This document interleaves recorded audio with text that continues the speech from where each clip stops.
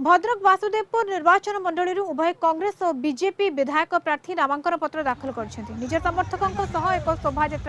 भद्रक अतिरिक्त जिलापाल कार्यालय को जाई नामांकन दाखल कर बीजेपी प्रार्थी बाणी कल्याण महांती सेहीपरि कांग्रेस प्रार्थी अशोक दास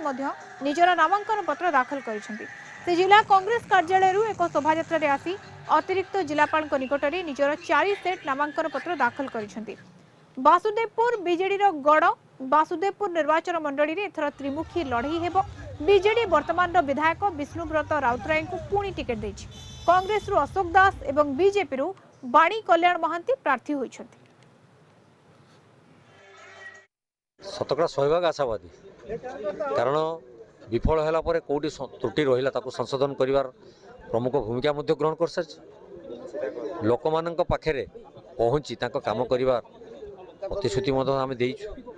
लोक मैंने विश्वास को आमको नहीं से अंचल जो सरकार विकास नारा चली सारा ओडिशा कौन विकास होती लोक मैंने उपलब्धि कर सारी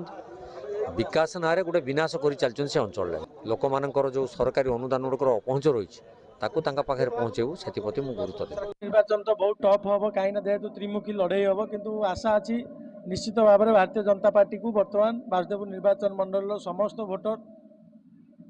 पूर्ण समर्थन करुँच भारतीय जनता पार्टी से जितब बोली मोर आशा अच्छी। प्रसंग तो बहुत किसी अच्छी आमर से नदी में पोल ना रास्ता घाट भी ठीक ठाक ना पानी पीवाई ना मौलिक आवश्यकता लोक मान से जेहेतु गोटे वंशवाद राजनीति चली लोक मैंने निष्पेषित होती बहुत जिनस अच्छी आधार में आम लड़ाई चाहूँ।